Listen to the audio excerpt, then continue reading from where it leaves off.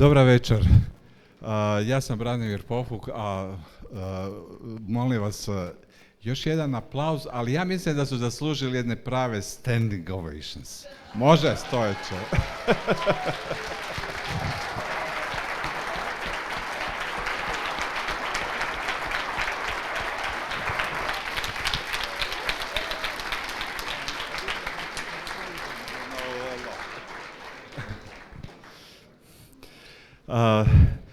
Maestro Gilbert i maestro Bellom su na turneji, pri kraju turneje, koncert je bio dugačak, dali su nam sve od sebe, pa ih nećemo dugo zadržavati, obećali smo, pa idemo odmah na razgovor. So I said that we promised not to keep you too long after you gave us everything from your heart and from your souls, and you are near the end of quite exhausting tour. So how much, Maestro Bell, for you, is it exhausting to travel so much and to play like this almost every second evening, this beautiful concerto? Well, we don't have a day job really. This is our whole job. So it's not. I'm not going to complain about how tiring my life is, because this is what we get to do for a living. We're very, very lucky to make music as our job, and so. But having said that, of course, touring can be very tiring. We're traveling every day and playing. Tomorrow night we play in Frankfurt. Tomorrow night, but it won't be audience like this, of course. This is. It's very inspiring for us to have an audience that is so alive and attentive and enthusiastic, and it makes our life just. It actually gives us energy. We get energy from the audience as well, and from each other. Playing with someone that you really respect and enjoy night after night it gives you energy. So there's never a shortage of energy for the concert. But anyway, what do you think? What he said. No, it's really true. I mean, we're very fortunate to share our music in city after city, and not every orchestra gets the chance to tour. So it's we're very lucky, and it is inspiring, and you really feel that it is something that we're all doing together, and that's the beauty of live music. And so to have such a wonderful audience as you, and for you to stay even after such a long concert, to sit here and listen to us agree with each other is really, it's really, really, really inspiring, and we appreciate it very much. So thank you very much. Thank you.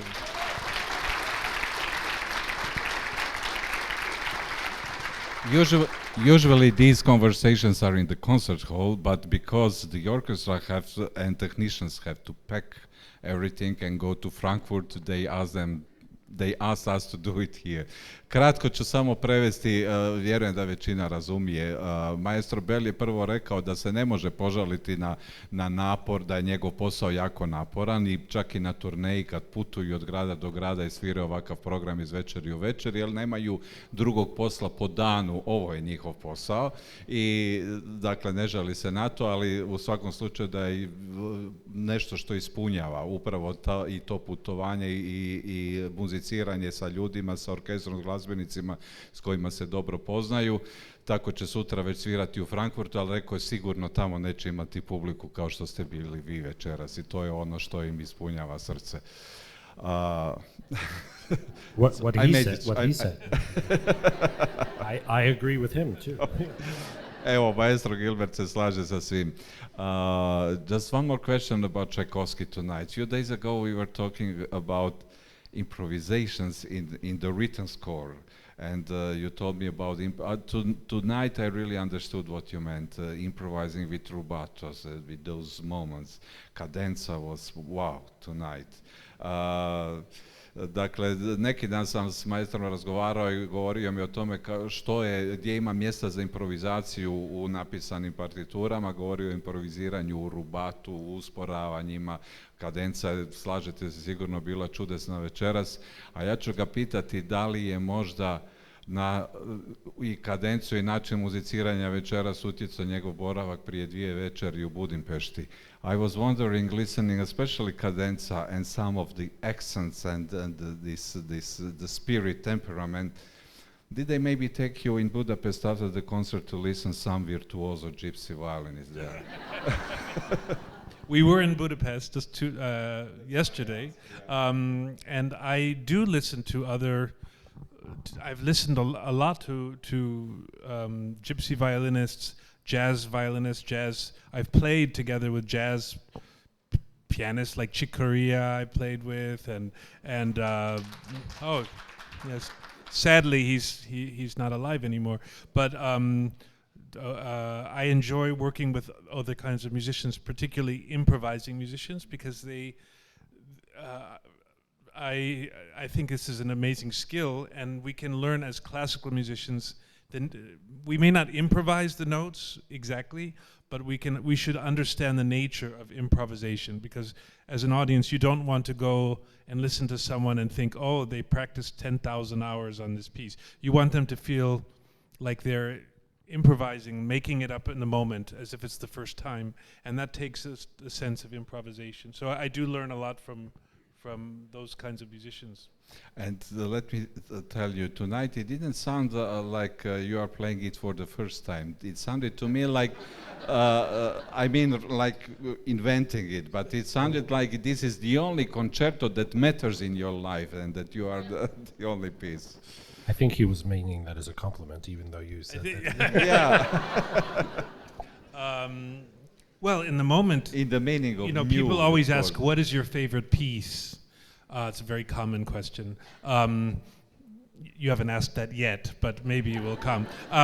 But it's true that in the moment, and the cliche answer is whatever I'm playing at the moment, which is actually the truth, because when you're playing the Tchaikovsky, you are inside it. It is your best friend. It is your life in that moment. It's your entire world, and it has to be. You have to commit everything. And then when I listen to Mahler symphony, I think Mahler is the greatest ever. It's just the way.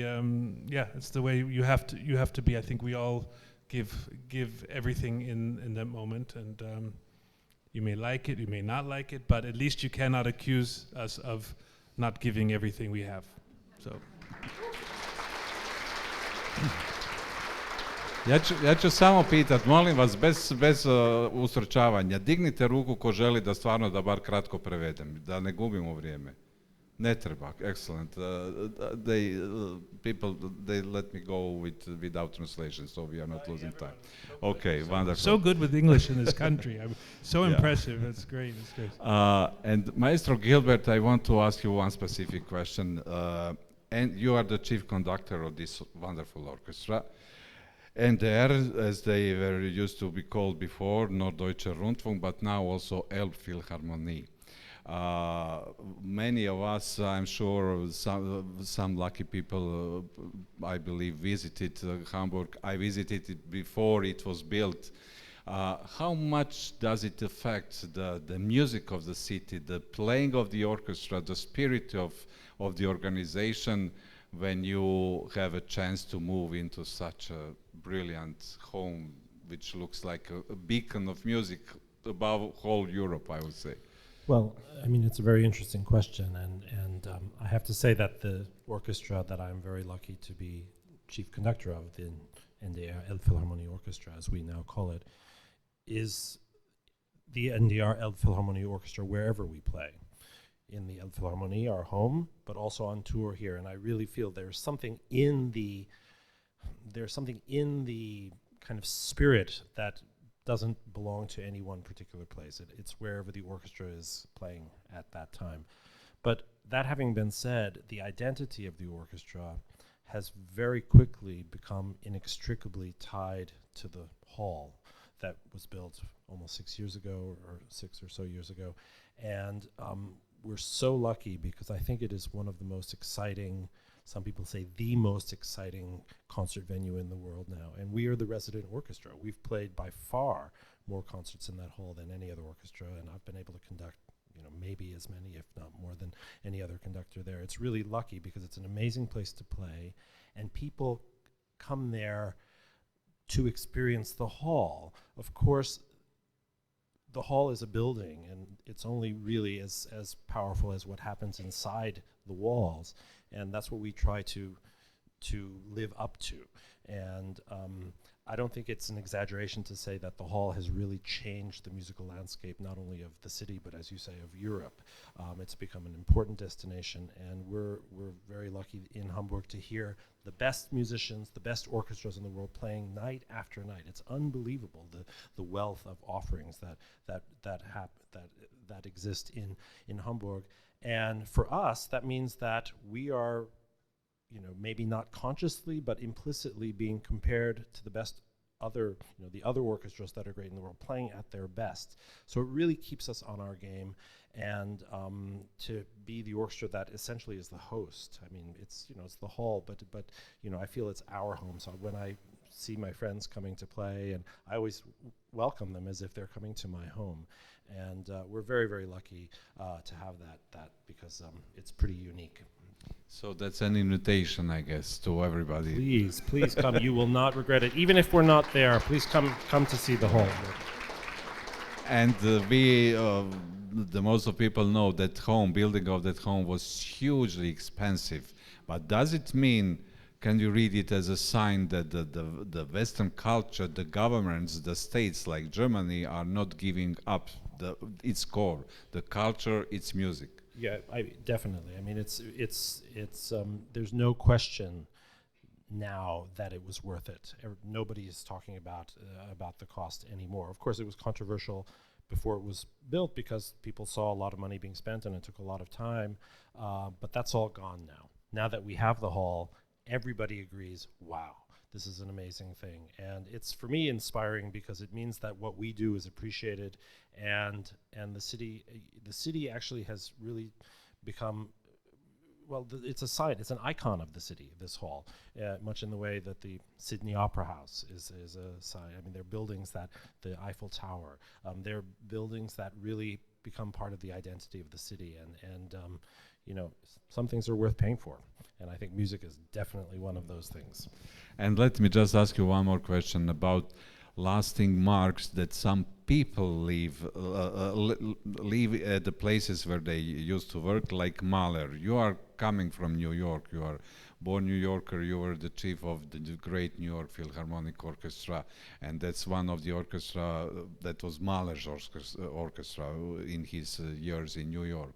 When you got there, did you still recognize the voices? Of course, no more musicians there who are alive who played with Mahler, but does that tradition, oral tradition, lasts? Yeah, that's actually at base a very philosophical question, because what tradition is, it's hard to put your finger on it, and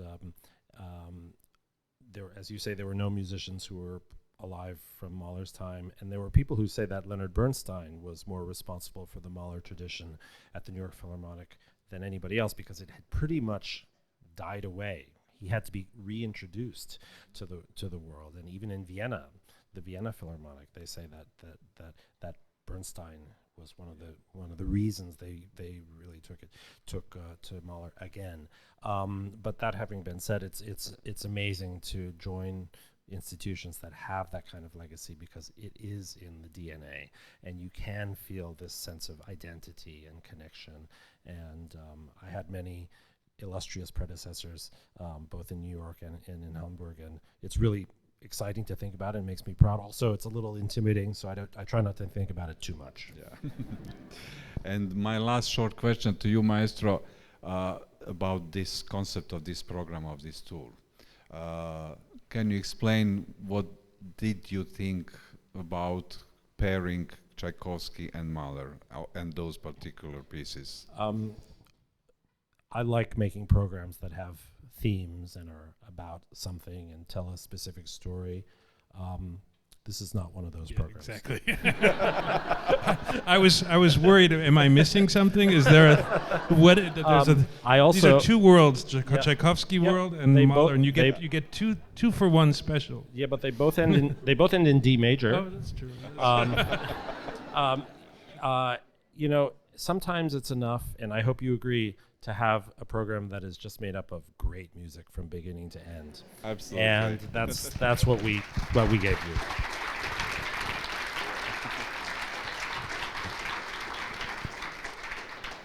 And Maestro Bell, many of you, I guess, were here at his last concerts with Academy of St. Martin in the Fields, with which ensemble Maestro Bell is also exercising conducting, well, with violin or sometimes without, when you conduct Beethoven symphonies, for example.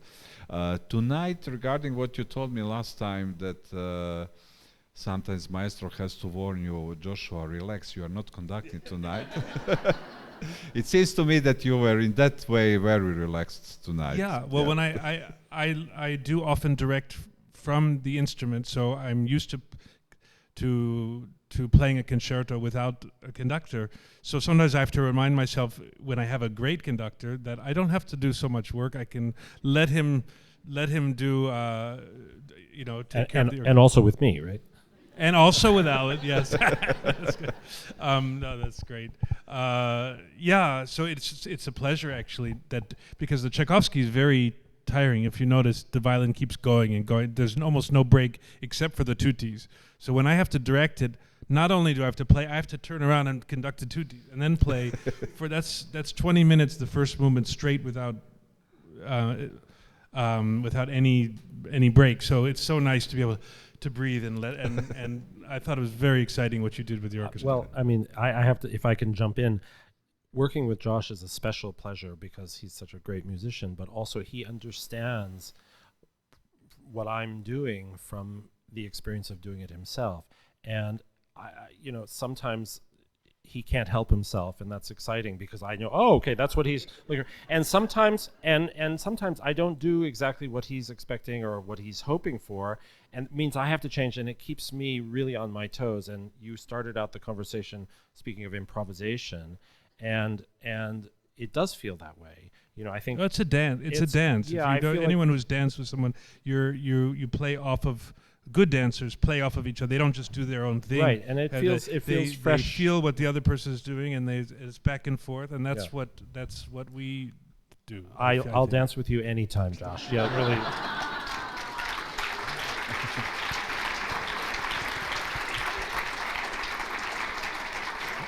And it fits very well with what you also said many times, that in Tchaikovsky concerto you are looking for delicacy and the ballet moment. Well, who understood dance better than Tchaikovsky? I think he wrote The Nutcracker and Swan Lake. Yep. And there is so much of that in Mahler also. I mean, there's so much dance. There's some marching as well, but there's also dancing in Mahler and in Tchaikovsky.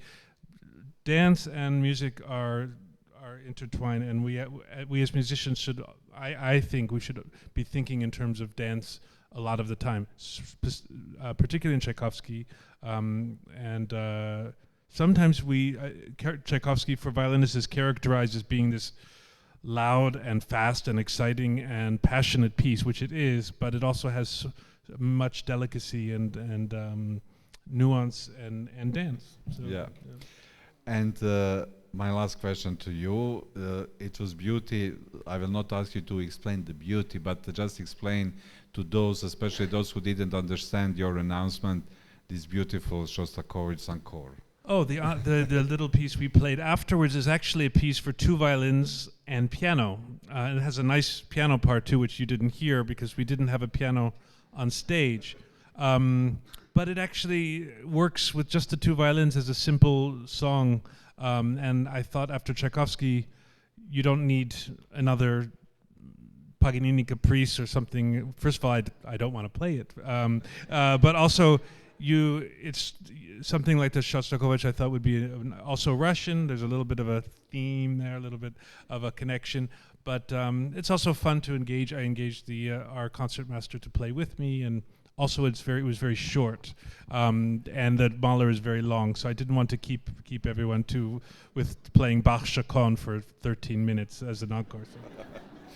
And touring orchestras are usually also giving encores, but I guess after Mahler Fifth. What do you do after? I mean, what can you do after Mahler? I mean, Yeah, he says everything. I mean, I hope nobody felt that something was missing because it really is. It's such a wonderful ending, and we had such variety already in the program, and it felt like a nice moment to close off. And again, thank you very much for coming. Yeah.